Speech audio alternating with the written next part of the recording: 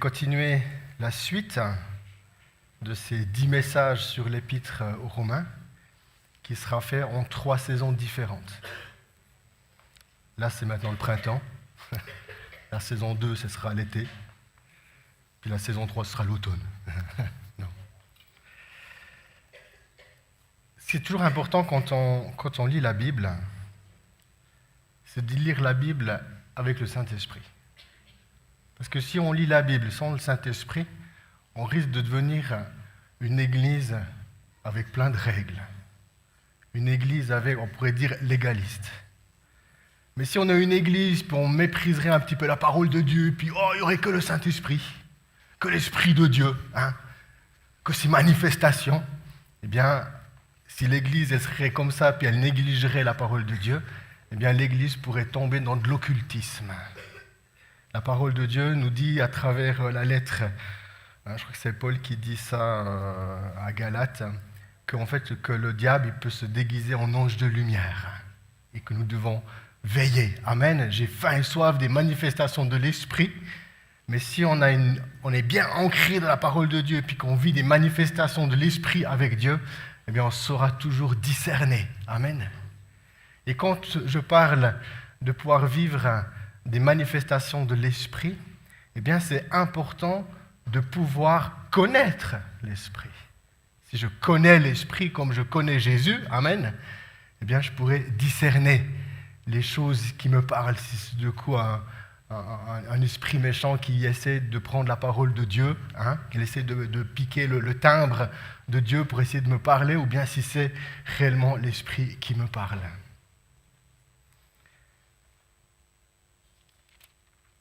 Dans ce message sur l'Épître aux Romains, nous allons explorer depuis Romains 1, verset 18, jusqu'à 3, verset 20. Il ne nous est pas permis, je ne peux pas lire, parce que le jour où on fera des cultes toute la journée, on pourra. Mais vu qu'on ne fait pas toutes les cultes toute la journée, on ne peut pas. Mais moi, je vous encourage à lire. Et puis, l'idée, c'est de pouvoir explorer cette partie de cette lettre. Pour essayer de comprendre ce que l'apôtre Paul va dire là-dedans, il n'est pas en train de parler de Jésus. Ici, dans ce passage depuis Romains 1, 18 jusqu'à 3, 20, il veut juste mettre en avant l'homme avec son cœur qui est pourri. Ok ? Quand je dis pourri, c'est pas méchant, c'est la vérité. Et mettre en avant Dieu, que lui, il est juste.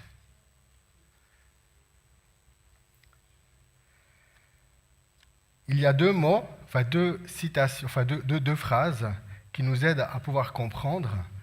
La première, c'est dans le verset, au chapitre 1, le verset 20, à la fin du verset 20, l'apôtre Paul va dire « Les humains sont donc inexcusables ».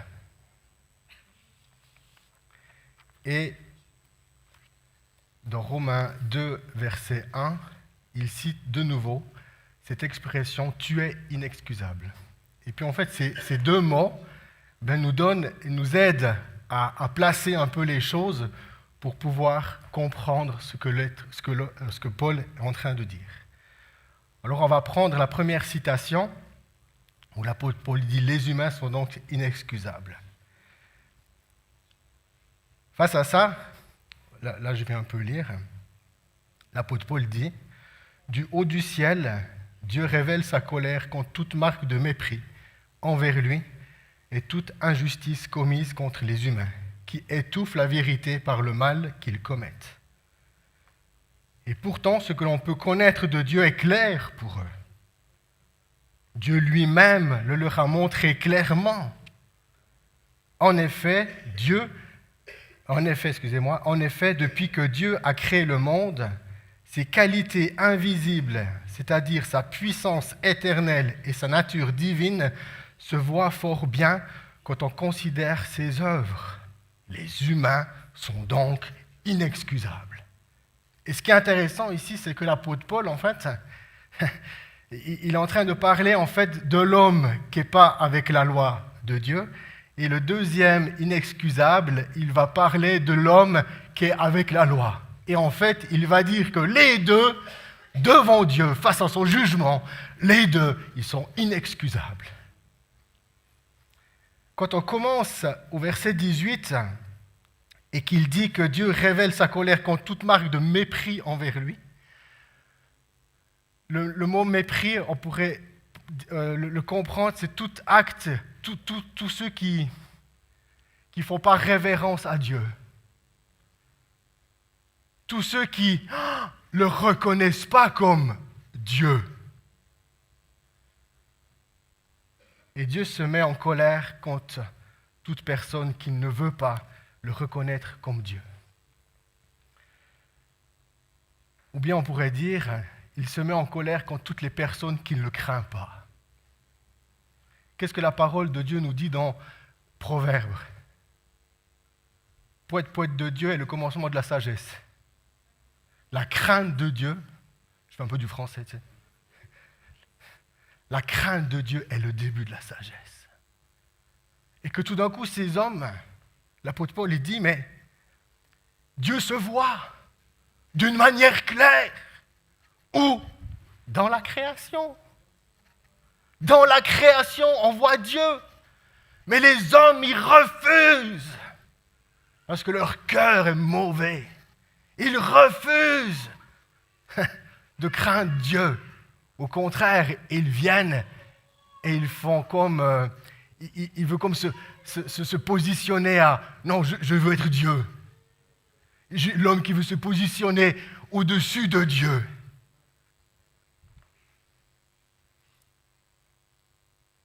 Et j'aime ça parce qu'il dit en effet, depuis que Dieu a créé le monde, ses qualités invisibles, c'est-à-dire sa puissance éternelle et sa nature divine, se voient. À travers quoi ? La création. Et l'apôtre Paul est en train de dire, même si l'homme n'a jamais entendu parler de la bonne nouvelle, un jour il sera devant Dieu. Et du coup, cet homme, il pourra dans son cœur dire, oui, j'ai reconnu qu'il y a un Dieu au-dessus de moi. Quand je vois la création, je ne connais pas son nom, mais je le déclare qu'il est Dieu et je m'incline devant lui, mais je ne le connais pas. Mais l'apôtre Paul est en train de dire que cet homme qui n'a jamais entendu parler de la bonne nouvelle, mais que dans son cœur, en train de dire, mais je vois Dieu dans la création et qu'il se courbe devant lui, il pourrait être sauvé. Et c'est ça qui est magnifique. C'est que peu importe qui nous sommes, devant Dieu, on est tous inexcusables. On ne peut pas aller devant Dieu et dire « Ouais, mais en fait, il n'y a jamais personne qui m'a parlé de toi. Non, en fait, il n'y a jamais ceci, il n'y a jamais ça. » C'est plein d'excuses. Devant Dieu, il n'y a aucune excuse. Amen. Et par rapport à ça, j'aimerais dire que Dieu n'est pas un homme pour se repentir. Dieu n'est pas un homme pour se repentir. C'est la parole que Samuel a dit au roi Saül. Le roi Saül était le premier roi d'Israël qui a reçu l'onction, mais Samuel a péché. Et que Dieu lui a retiré l'onction royale pour le donner à celui qui avait un cœur à sa ressemblance. David, le roi David. Et puis, c'est Samuel qui dit à Saül, Dieu n'est pas un homme pour se repentir, il n'est pas un homme pour regretter. Amen. Tout ce qu'il fait, tout ce qu'il dit, tout son jugement est juste. Dieu n'est pas un Dieu qui a pitié, mais il est riche en compassion et il fait miséricorde. Quand on parle qu'il fait miséricorde, la miséricorde, ça veut dire que l'homme est reconnu comme coupable, mais on lui fait grâce. Amen. Et on le voit dans la parole de Dieu. On le voit avec le péché de Pierre et le péché de Judas, les disciples de Jésus. Si tu mets les deux péchés, le péché de Pierre et le péché de Judas, ensemble, puis qu'on les étudie, il n'y en a pas un qui est mieux que l'autre. Il n'y en a pas un qui est mieux que l'autre, mais il y en a un que devant Dieu a pleuré amèrement sur sa situation. Il a fait acte de repentance. et Dieu lui a pardonné. Que Judas, il est dit qu'il a eu juste des remords. Et les apôtres, quand ils parlent de Judas, ils le nomment et ils disent le fils de la perdition. Mais il y en a un qui a reçu le pardon et Dieu l'a relevé, et l'autre, il est en enfer. Il a été jugé, il est reconnu comme coupable. Faisons attention dans l'Église. Tout le monde n'ira pas au paradis. Seulement ceux qui vont se courber devant lui, qui vont dire « Je suis pécheur. Je te reconnais au-dessus de moi. Tu es Dieu. » Ces gens-là, ils iront au paradis. Les autres, pas. Et je crois que l'Église doit faire attention de ne pas mettre de l'eau dans son vin. De ne pas mettre de l'eau dans son vin. Continuons. Ces hommes qu'ils refusent de se soumettre à Dieu, au verset 21 et 28, au verset 21, il est dit « Ils connaissent Dieu, mais ils ne l'honorent pas. Ils ne le reconnaissent pas comme Dieu. » Et au verset 28, il y a cette phrase qui dit « Comme ils ont refusé de reconnaître Dieu. » Il y a vraiment quelque chose tout d'un coup du cœur de ces hommes qui ils refusent Dieu. Il y a vraiment un refus. Et si l'homme réellement vient, il refuse de reconnaître Dieu, eh bien, trois fois, dans le verset 24, dans le verset 26, dans le verset 28, il est dit, Dieu les a abandonnés à des actions impures. Dieu les a abandonnés à des passions honteuses. Dieu les a abandonnés à leur intelligence déréglée. Ah, tu refuses de me reconnaître comme Dieu dans ta vie? Ah ben vas-y, crois à tous tes mensonges. Ah, tu refuses de se soumettre à moi, tu ne veux pas faire acte de repentance? Eh bien, crois à toutes tes idoles. Crois à tout ça. Et qu'est-ce que ça a amené? La première, abandon des actions impures. L'apôtre Paul est en train de dire que ces hommes, au lieu d'adorer Dieu le Créateur, ils commencent d'adorer la création. Et l'homme, dans sa perversité, qui refuse de croire en Dieu, invente une théorie comme quoi on descendrait du singe. Comme quoi on serait le fruit d'un poisson évolué. C'est quand même fou. Qu'est-ce que l'homme est capable d'inventer? Pourquoi il invente ces choses? Parce qu'il refuse de courber sa nuque devant Dieu. Et Dieu les abandonne. Tu veux croire ça? Vas-y, crois. Vas-y, crois. Il les abandonne à des passions honteuses, à tel point que tout d'un coup, il casse l'ordre de Dieu. L'ordre de Dieu, c'est que Dieu a créé un homme, il a créé une femme. Et il leur a dit aux deux, accouplez-vous, multipliez-vous, mariez-vous, faites des enfants, multipliez la terre. Et ces gens qui sont tellement, qui refusent de s'incliner devant Dieu, bien Dieu les abandonne dans leurs pensées. Et tout d'un coup, l'ordre de Dieu, l'ordre divin du couple d'un homme et d'une femme est déréglé. Les hommes avec les hommes, les femmes avec les hommes. L'ordre de Dieu est déréglé. Et la conséquence de ça, c'est que Dieu dit, ah, tu ne veux pas me reconnaître comme Dieu? Eh bien, va alors. Va dans ta croyance. Va dans ta croyance. Il les abandonne. C'est terrible. C'est vraiment terrible. C'est vraiment terrible. Ensuite, il continue. Il part d'un homme. Toi que tu sois qui juge ainsi les autres, tu es inexcusable. Car lorsque tu juges les autres et que tu agis comme eux, tu te condamnes toi-même, toi qui juges. Et ce qui est intéressant, quand l'apôtre Paul il dit, à un moment donné, ces gens, en fait, ils commettent des fautes, mais tout d'un coup, toi qui as la loi, tu viens et tu commences de juger les gens qui agissent de cette manière. Tu juges les gens. Mais tu juges les gens, puis en fait, tu fais la même chose. Tu fais la même chose.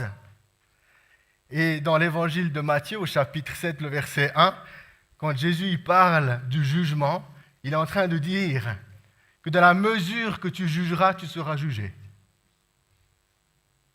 De la mesure que tu jugeras, c'est dans la même mesure que Dieu te jugera le jour du jugement. Et ça m'a fait penser à cette histoire dans le Nouveau Testament où, soi-disant, il y a des hommes qui ont pris une femme en flagrant délit d'adultère. Moi, cette histoire elle me fait toujours rire.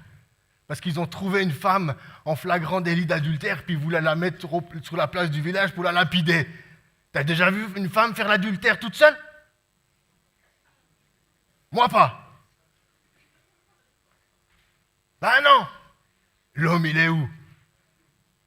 Et ce qui est intéressant dans cette histoire, je fais court, on la connaît. Jésus dit que celui qui n'a jamais péché lui lance la première pierre. Et c'est là qu'il y avait, si je ne me trompe pas, 10 hommes, des pharisiens, des gens qui connaissaient la parole de Dieu d'une manière intellectuelle, mais qui n'avaient pas l'esprit. Ils avaient plein de règles. Puis bref, le texte nous dit que depuis plus vieux jusqu'aux plus jeunes, ils se sont tous retournés. Ils ont tous reculé. Parce qu'il y a eu une révélation, comme quoi ils ont réalisé que dans les 10 commandements, ils en avaient péché un. Dont celui de l'adultère, tu sais. Et Jésus dit à cette femme, moi je ne te condamne pas, mais va, ne pêche plus. Amen. Ce qui est intéressant aussi, par rapport au jugement, le verset 4, il condamne ces hommes qui veulent juger les gens, comme dans le sens que si Dieu ne fait rien, moi je juge. Vu que Dieu n'agit pas, moi je vais agir à la place de Dieu. Et l'apôtre Paul il dit, oui, toi, penses-tu que tu échapperas au jugement de Dieu, toi qui juges les autres pour les actions que tu commets toi-même? Chapitre 2, verset 4, oui, ou bien méprises-tu la grande bonté de Dieu, sa patience et sa générosité? Ne sais-tu pas que la bonté de Dieu t'invite à changer de vie? Amen. Ne sais-tu pas que la bonté de Dieu, sa patience, a pour but que tu puisses changer de vie? Et là, il continue parce qu'il représente l'homme avec son cœur, puis il dit, mais tu refuses de comprendre, tu n'es pas disposé à changer. C'est pourquoi tu accumules contre toi une colère toujours plus grande pour le jour où Dieu révélera sa colère et son jugement. Quand il continue d'exposer ces deux réalités par rapport à ces deux hommes, cet homme qui ne connaît pas la loi de Dieu, puis cet homme qui connaît la loi, au verset 11, il dit, l'apôtre Paul, qu'en fait, que Dieu va juger en premier le juif, puis après les païens. Mais par rapport à ces deux hommes, l'apôtre Paul, il dit, car Dieu n'avantage personne. Par exemple, il y a l'homme qui n'a pas reçu la loi, et il y a l'homme qui a reçu la loi de Dieu. Et l'apôtre Paul est en train de dire, par rapport aux hommes, que Dieu n'avantage personne. C'est-à-dire, sur la question du péché, ce n'est pas parce que tu es de cette famille ou de cette tribu ou de ce pays ou de cette nation que tout d'un coup il y aura un privilège. Devant Dieu, nous sommes tous des êtres humains créés à sa ressemblance. Amen. Et il n'y a pas d'avantage. Amen. Par exemple, mes filles, elles ne pourront pas aller devant Dieu et dire « Ah, mais mon papa, il était pasteur. J'ai quand même un privilège. » Ben non. Il n'y a pas de privilège. Ce n'est pas parce que leur papa est pasteur dans une église et tout que tout d'un coup, mes filles pourraient accorder un droit privilégié par rapport à Dieu. Amen. Mais moi, ça me console, ça. Moi, ça m'encourage de savoir que Dieu est juste avec tous les hommes. qu'il ne fait pas de favoritisme. Il ne fait pas de favoritisme. Et face au jugement, il va dire, chapitre 2, verset 12, « Tous ceux qui pêchent sans connaître la loi de Moïse périront sans cette loi, mais tous ceux qui pêchent en connaissant la loi seront jugés selon cette loi. » C'est-à-dire que le jugement de Dieu, il est juste et bon, et il va toujours juger la personne dans qui elle est. Amen. Donc, qu'est-ce qu'elle a reçu? Amen. Qu'est-ce qu'elle a reçu? Et c'est de cette manière que Dieu va juger. Ensuite, au verset 14, que je trouve vraiment intéressant, parce qu'il continue de pouvoir expliquer, puis tout d'un coup, il met en avant un peu cette loi, la loi de Moïse. Puis il est dit au verset 15, par rapport à ces gens qui ne sont pas juifs, mais tout d'un coup, ils agissent comme la loi le dit. Amen. Comme la loi le dit. Et il dit, au verset 15, il montre ainsi que la pratique ordonnée par la loi est inscrite dans leur cœur. Leur conscience en témoigne également. Amen. Et ce qui est intéressant ici, il donne une révélation où il part de la loi, puis il dit ainsi que leurs pensées qui parfois les accusent et parfois les défend. C'est-à-dire que l'apôtre Paul est en train de dire par rapport à cette loi, amen, à un moment donné, cette loi, un jour elle te défend, puis un jour elle t'accuse. Hier, je n'ai pas commis de péché, elle me défend. Et demain, j'aurai une mauvaise pensée, et elle va m'accuser. Et en fait, la loi, elle est tout le temps en train, soit elle te défend, soit elle t'accuse. On n'est pas en train de parler de Jésus ici. On est juste en train de parler de la loi. La loi, en fait, soit elle t'accuse, soit elle te défend. Mais Paul va écrire plus loin dans l'Épître, au chapitre 8, qu'en Jésus, il n'y a plus aucune condamnation pour celui qui est en Jésus. Si tu restes dans cet état seul avec Dieu, avec cette loi, la loi, elle est toujours en train de, soit elle t'accuse, soit elle te défend. Amen.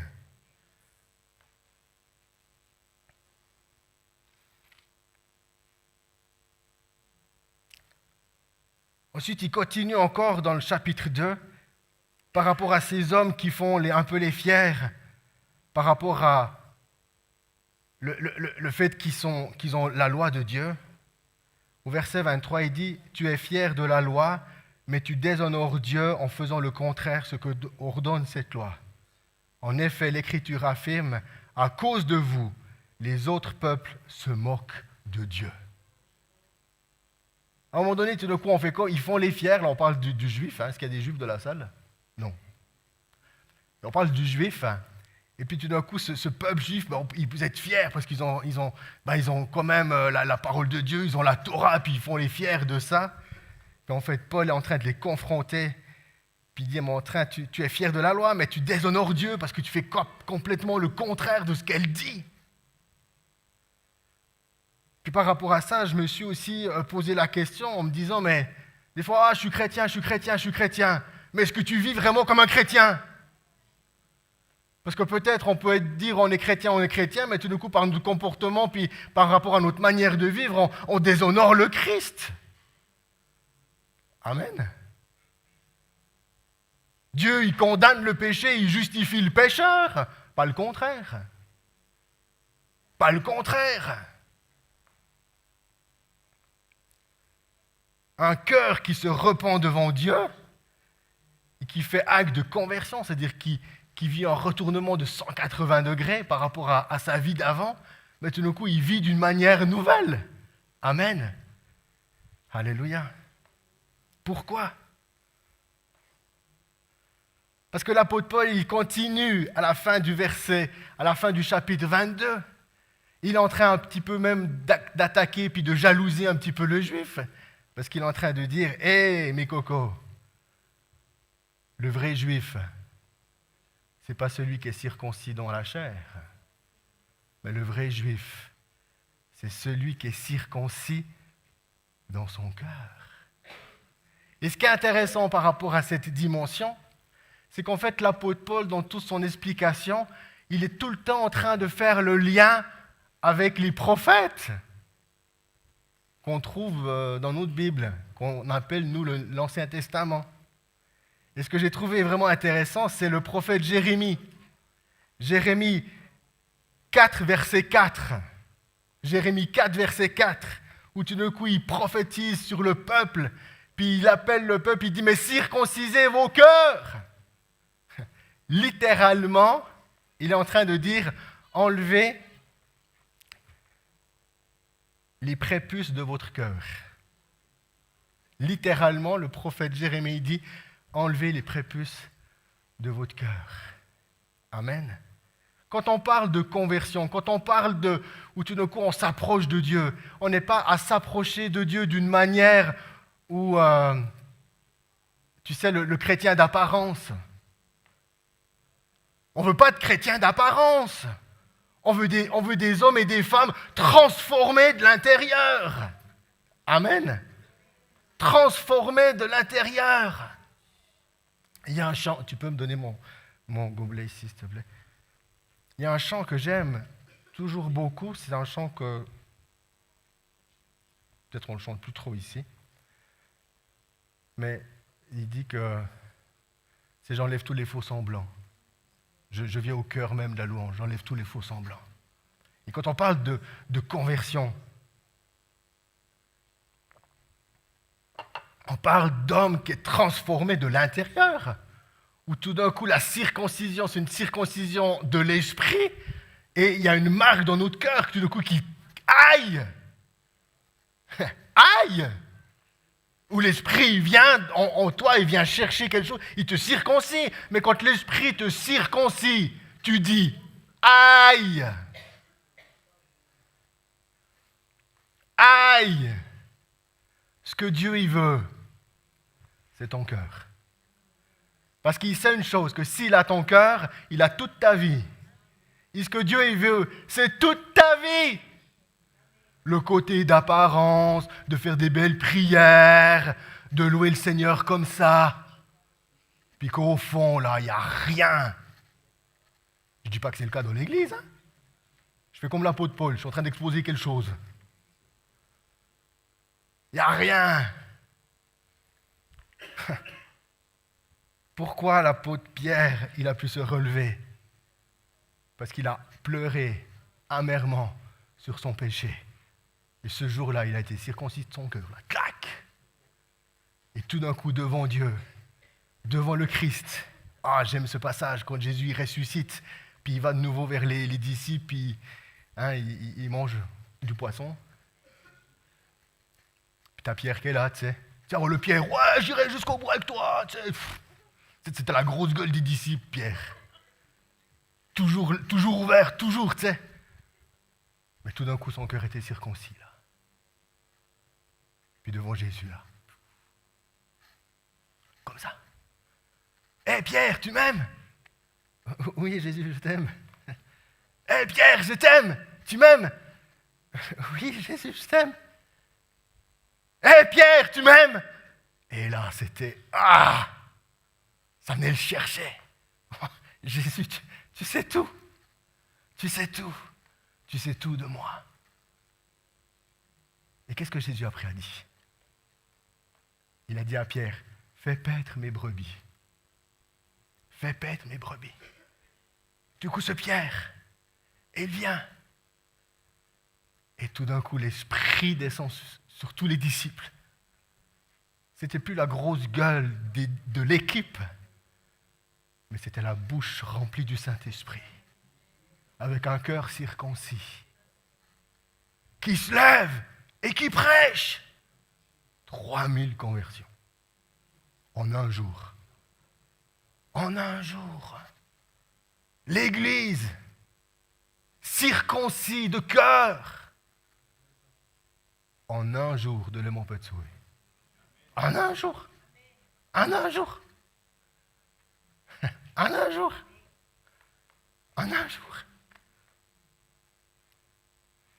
Le vrai juif, il va dire que c'est celui qui n'est pas en apparence et qui est circoncis de façon visible de la chair, mais le vrai juif est celui qui est à l'intérieur, qui est circoncis dans son cœur, d'une circoncision qui dépend de l'Esprit de Dieu et non de la loi écrite. Ce vrai juif reçoit sa louange non des humains, mais de Dieu. Et là, il y a une vérité. Qu'est-ce qu'on cherche ? On recherche la gloire des hommes ?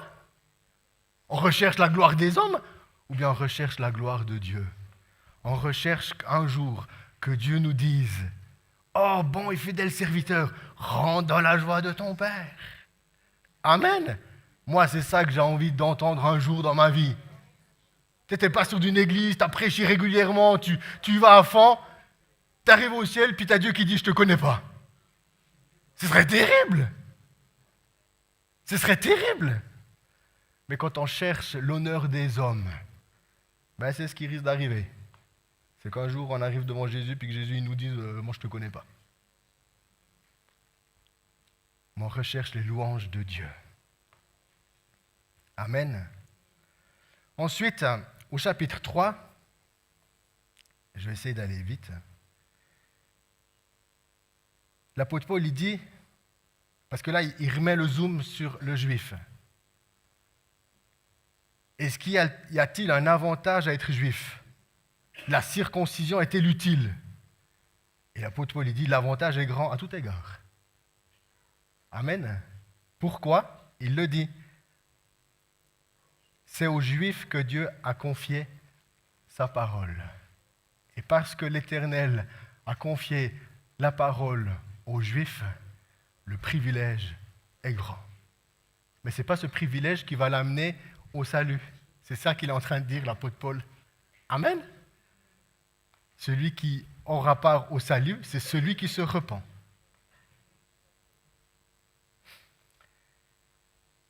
Ensuite, il commence au verset 3, il dit « Il est vrai que certains d'entre eux, il parle de la nation juive, ont été infidèles. Mais quoi, Dieu renoncerait-il à être fidèle parce qu'eux ne l'ont pas été ?» Et c'est là qu'il cite cette expression « Certainement pas ».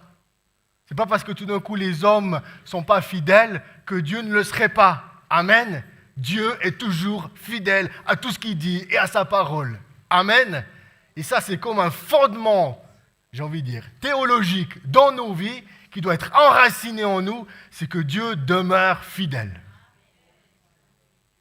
Ensuite, il dit, il doit être clair que Dieu est vrai et que tous les êtres humains sont menteurs, comme le déclare l'Écriture, afin que tu sois révélé juste dans tout ce que tu dis et que tu sois vainqueur si l'on te met en jugement. Ici, quand il parle du « tu », il est en train de dire Dieu. C'est que tout d'un coup, l'être humain aimerait amener Dieu en jugement, qui serait une bêtise totale, mais d'amener Dieu en jugement va juste nous amener à réaliser que lui est juste. Amen. Et qui sera vainqueur dans son jugement et dans tout ce qu'il dit et dans tout ce qu'il fait. Amen. Ensuite, il continue et il dit « Mais si l'injustice que nous commettons fait ressortir la justice de Dieu, qu'allons-nous dire ? Dieu est-il injuste parce qu'il déchaîne sa colère ? Je parle à la manière des hommes. Certainement pas. » Et là, il y a quelque chose qui est puissant, c'est que l'apôtre Paul est en train d'expliquer une réalité spirituelle qui nous échappe complètement, c'est que Dieu utilise le péché pour montrer que lui est juste. Amen. Dieu utilise le péché pour montrer à l'humanité que lui est juste. Et c'est là la puissance de Dieu, c'est qu'il tourne le mal en bien. Amen. Il tourne le mal en bien. Et il met en avant comme quoi lui est juste. Amen. Pour continuer, j'arrive gentiment à la fin. Parce que c'est ça qui est vraiment intéressant, c'est que l'apôtre Paul veut vraiment mettre en avant, on n'est pas en train encore de parler de Jésus, il met en avant vraiment le cœur de l'homme, son état.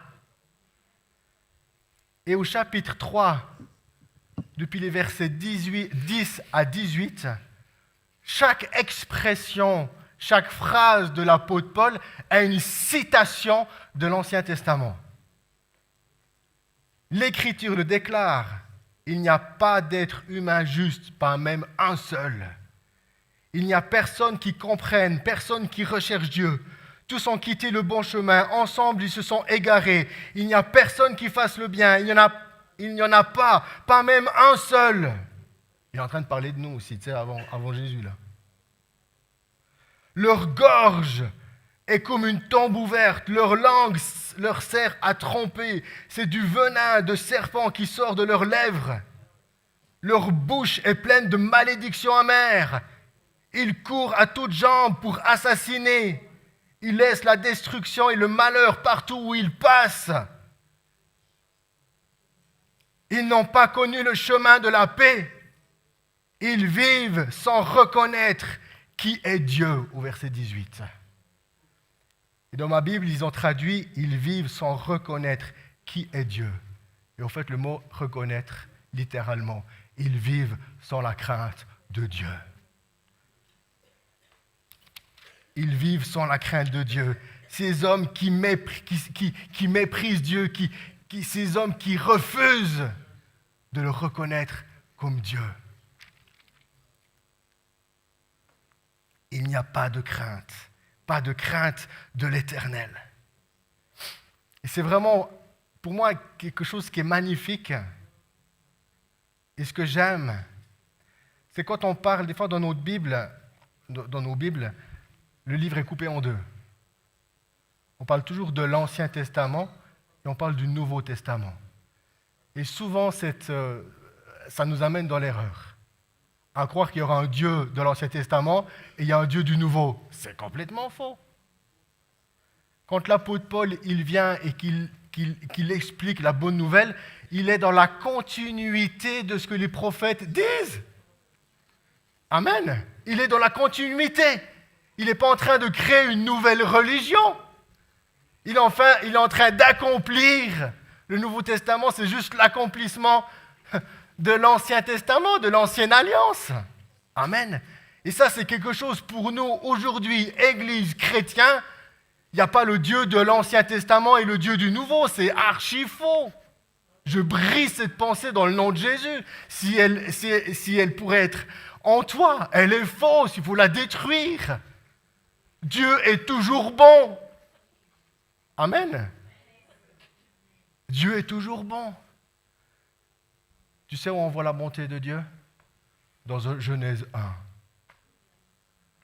Dieu, en fait, le psaume 136, si je ne me trompe pas, c'est 136. Tout ce que fait Dieu est une marque d'amour. Et il dit, il a créé le monde par amour. Il s'est dit, je vais créer le monde. Je vais créer le monde, je vais faire un grand jardin. Je vais faire un grand jardin. Et après, dans ce jardin, je vais mettre l'homme qui puisse jouir de tout ça. Amen. Rien que là, on voit que Dieu est amour. On voit que Dieu est amour.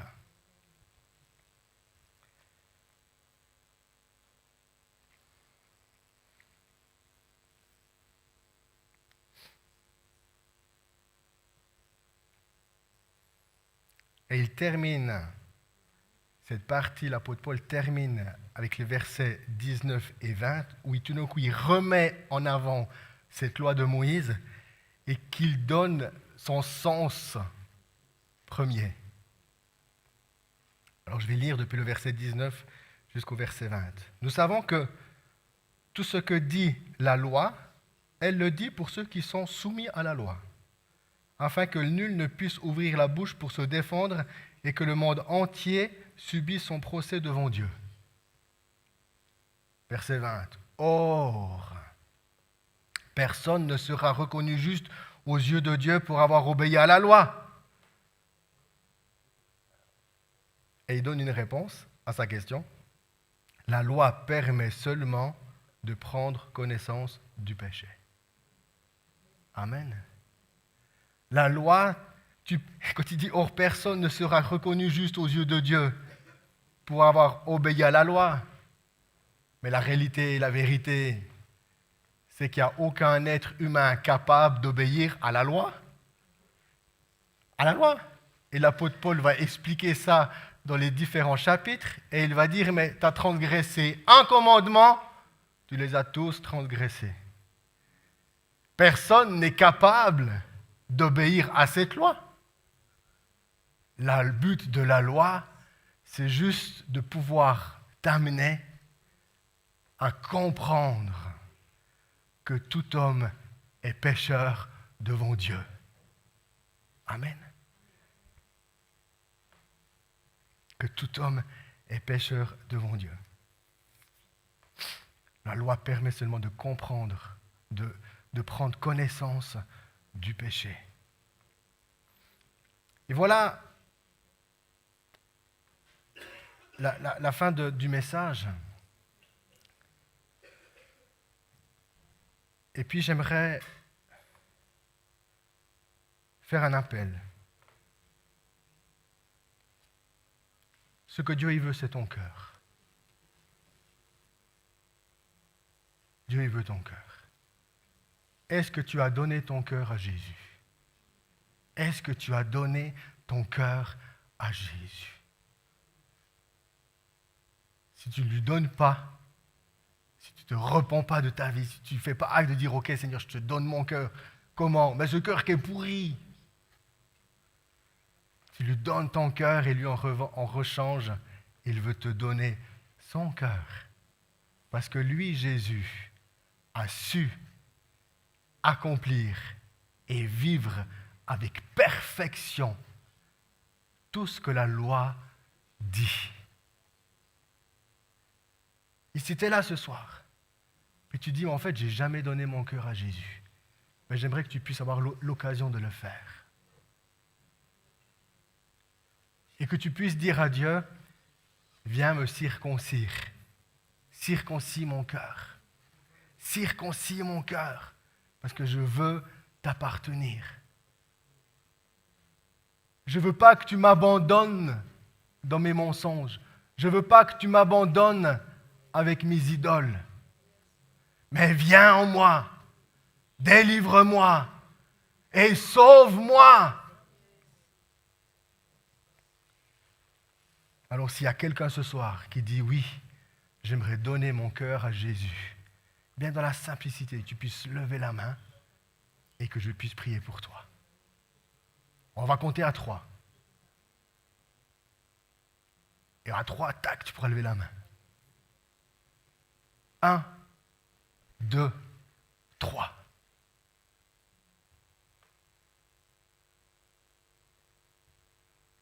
Alléluia. Il y a une main qui est en haut. Alléluia. Je bénis cette personne qui a levé la main.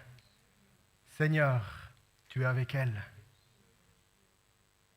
Merci Seigneur parce que tu reçois son cœur. Tu reçois son cœur. Tu le prends. Tu le prends. Et tu fais un transfert, tu fais un changement. Et tu lui donnes le tien. Tu peux faire cette prière avec moi, où toute l'Église va le répéter, on va le répéter ensemble. Seigneur Jésus, je te donne mon cœur. Pardonne-moi. Pardonne mon péché. Pardonne ma méchanceté.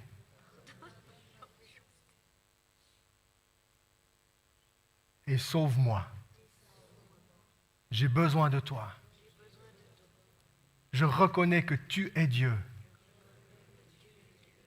Toi, Jésus.